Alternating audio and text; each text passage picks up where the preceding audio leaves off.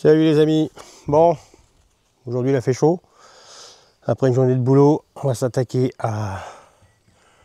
au lavage du toit.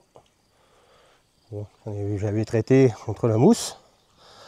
Rappelez-vous, j'avais tout traité à la mousse. Et là, le nickel est pratiquement parti. Vous voyez la différence entre ici et ici. Alors pour rappel, hein, ça va rester blanc de chaque côté, de chaque des deux bandes du bus. Et le milieu, lui, je vais le peindre en peinture couleur métallisée, vernis, au maximum que ça fasse une réverbe pour les futurs panneaux bifaces, qui seront forcément inclinables. Je suis en train d'étudier justement, voir si je peux pas faire une inclinaison centrale. Comme ça, je pourrais aussi bien les incliner à droite comme à gauche en fonction du soleil, parce que le bus, on pourra peut-être pas toujours le mettre dans le bon axe. Donc voilà, c'est un tout petit peu plus complexe au niveau du montage. Ça fait faire un bandeau dans le milieu. Enfin, je ne vais pas vous embêter avec ça, c'est un peu des détails. Et là, je suis en train de tout passer à haute pression, à 180 bars. Il n'y a pas grand-chose qui résiste.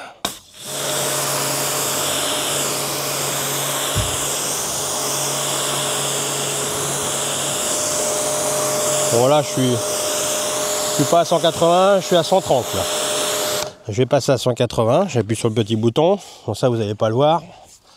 Hop, et là, je vais me mettre en pointon. Voilà. Le mieux, c'est que je vous pose dans un coin, ça va pas être facile.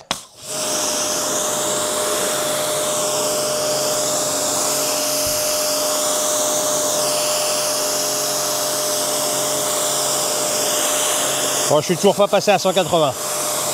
Il va me falloir mes deux mains pour ça.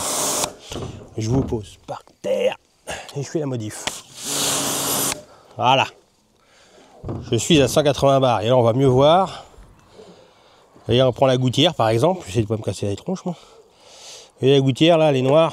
Allez, on la passe au lavage.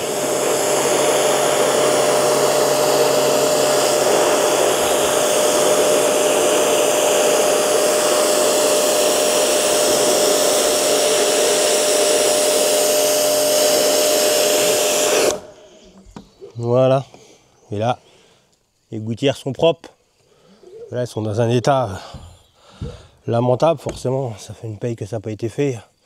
Il y a avant et après, sachant que j'ai pas encore passé un coup de brosse dedans. Mais quand j'aurai tout brossé, on verra la différence. Moi aussi, j'ai dû faire un petit sacrifice. Hein. Je me suis débarrassé de mon noyer, mais finalement, c'est pas plus mal parce que on s'est aperçu que de l'autre côté, il y avait un trou et il était malade. Et dans les branches, on a retrouvé des vers. Donc j'ai fait un peu de place comme ça, parce qu'en fait, il va falloir qu'il sorte entre la haie et le poteau de la barrière là-bas. En marche arrière jusqu'au bout. Il rentre en marche avant, mais marche arrière, ça va être autre chose.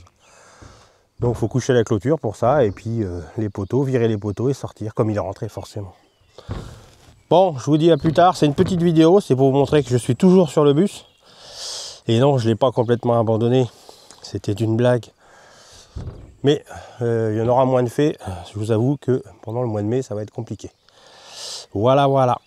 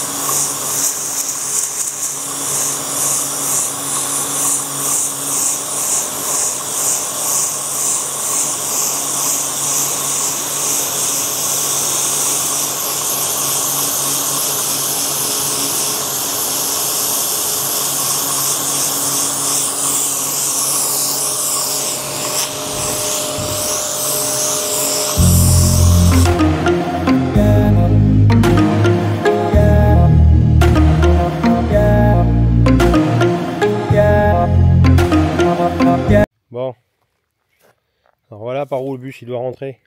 Ou sortir plutôt. Par ici.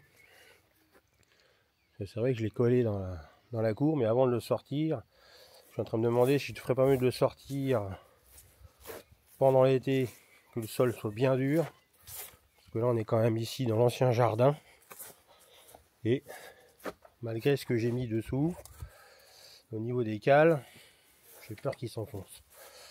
Ah oui, petite précision, c'est vrai, vous avez vu tout à l'heure, je vous ai montré dans la vidéo que j'avais coupé mon noyer. Alors c'est pas par plaisir, bon c'est vrai que j'ai enlevé les branches, mais quand je l'ai coupé, je me suis aperçu qu'il était plein de trous. En fait, le mâle est rentré par ici. Et toutes les branches, elles ont un nœud au milieu et il est complètement pourri. Donc je préfère le mettre par terre, parce que de toute façon, en termes de noyer, il donnait plus grand chose, mais j'ai compris pourquoi. Je pense qu'il a dû prendre un coup de ce côté-là, et puis l'écorce a un petit peu souffert. Voilà, c'est pas de détecteur que je fais ça, je coupe pour les arbres par plaisir, mais bon là j'étais un petit peu obligé maintenant. Vu ce qui reste, on va enlever le reste, et puis c'est vrai que j'avoue que ça va nous servir pour pouvoir sortir l'engin de la cour. Voilà, voilà. Bon, je vous avais dit la dernière fois dans les dernières vidéos que j'avais laissé un petit peu le bus de côté, et c'est vrai. D'abord j'attends encore des matériaux qui ne sont pas encore arrivés, qui ne sont pas prêts d'arriver d'ailleurs. On est toujours en réflexion concernant de ce côté-là en termes d'équipement. On se pose toujours la question si ça vaut le coup qu'on installe une solette, ou plutôt un storban sur le côté du toit. Voilà, je suis en train de voir en termes d'épaisseur, je sais que normalement dans les normes, il ne faut pas que ça dépasse les rétroviseurs. Donc voilà. Donc on est en train de réfléchir à ça et c'est pour ça que j'ai pas comblé directement le plafond du bus côté espace de vie, parce que forcément si je le fais maintenant, ça va être compliqué pour passer les boulons du storban. Alors je ne vais pas me précipiter pour aller vite, parce que histoire de dire je vais plus vite, je préfère prendre un petit peu mon temps là-dessus. Je vous ai dit que je prenais du recul, j'aimais bien réfléchir un petit peu à ce que je prépare. Entre temps je suis sur un petit projet, je vais vous faire voir tout à l'heure. Un projet, c'est tout simplement il y a un autre fils qui a acheté une caravane et on s'est aperçu, l'année dernière il s'est aperçu que sa caravane finalement c'est une grosse daube avec malfaçon et tout ce qu'il faut. Donc je comprends pas d'ailleurs qu'on puisse encore rouler les gens comme ça à notre époque, mais bon, c'était des jeunes, ils en ont profité, c'est fait, ils se sont pas méfiés, tant pis. J'ai envie de dire, maintenant on va remédier la chose, donc vous allez voir les prochaines vidéos où je suis en train de la restaurer. Parce qu'il faut que je restaure ça en dardard, parce que comme les jeunes ils s'y prennent toujours en dernière minute, donc il faut que je leur crée un lit. Enfin l'intérieur est totalement vide, mais le problème quand vous videz une caravane, votre structure elle tient plus. Voilà, voilà. Donc ça c'est pénible, il faudra que je fasse ça avant de partir en vacances, parce que moi quand je commence à partir, il n'est pas question que je revienne. Au moins pas tout de suite. Voilà, voilà. Bon, la caravane est là, prête à partir. Elle est pleine. Moi je vous fais voir, il n'y a pas grand chose. Il n'y a pas grand chose, mais il y en a quand même dedans. Et on part rarement, nous, comme dirait l'autre, avec notre pine et notre couteau. Ça c'était bon à une époque, mais maintenant, je vous fais voir vite fait, hein, très très vite. Voilà. Donc là on a bien le congélateur, on a nos meubles pour aménager l'intérieur de l'auvent, les chaises. Là vous avez notre frigo. Bon, moi, manque de chance, celui-ci il rentre pas par la fenêtre, obligé par la porte, obligé de passer par la fenêtre.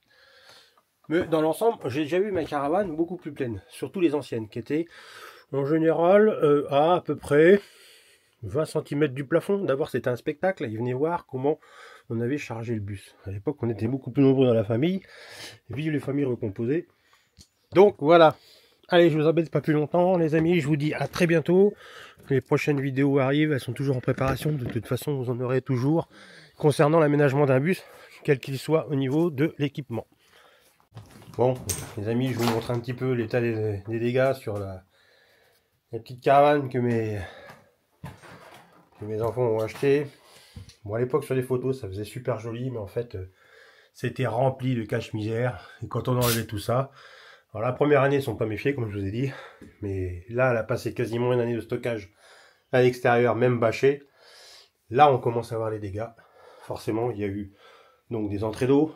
Alors théoriquement moi en temps normal la caravane je la mettrais à la poubelle, mais bon ils se sont sacrifiés avec ça. On va essayer de leur sauver leur un petit peu d'espoir de vacances quand même. Donc je leur ai refait un petit lit Un peu la même image que celui que vous avez déjà vu dans le bus, beaucoup moins compliqué forcément, beaucoup plus simple. Je leur ai fait toute l'électricité et tout le tableau.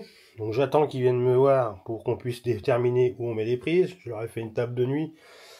Au-dessus, ils vont avoir de quoi mettre des prises. Les téléphones. On sait combien quand c'est important les téléphones pour eux maintenant. Donc voilà. Et de ce côté-là, bon c'est encore le SWI. Et de ce côté-là, il faut absolument que je fasse le lit des enfants. Il faut que je leur fasse quelque chose de costaud et que ce soit en sécurité pour des enfants. Là, on voyait bien ici, avant on enlevait les meubles, et quand on enlève les meubles dans une caravane, forcément le plafond il demande qu'à s'affaisser. Alors tout ça c'était des vis cachées, hein. Donc si jamais il voit la vidéo, le petit monsieur, que je le croise jamais un jour, parce que je crois franchement de vendre des trucs pareils, moi ça mériterait forcément un procès, mais bon on va pas s'emmerder, et eux ils veulent pas s'embêter avec ça, ils sont beaucoup trop gentils, ils sont pas comme moi. Donc là on va leur faire forcément un lit ici, qui fera à peu près 120, donc forcément de toute façon la caravane ici il la transforme en dortoir. Eux ils mangent dans l'auvent, ils vivent dans l'auvent, ils sont un petit peu comme nous, ils auront un confort correct, mais ils cuisinent pas à l'intérieur et ils n'auront pas besoin de cuisine à l'intérieur, donc le but du jeu c'est de faire un dortoir. Tout le reste se passe dehors, ils ont la chance d'avoir un auvent qui est à peu près potable, heureusement pour eux. Donc voilà. Merci les amis, n'hésitez pas à vous abonner et à partager. Un petit pouce, ça fait toujours plaisir. À très vite.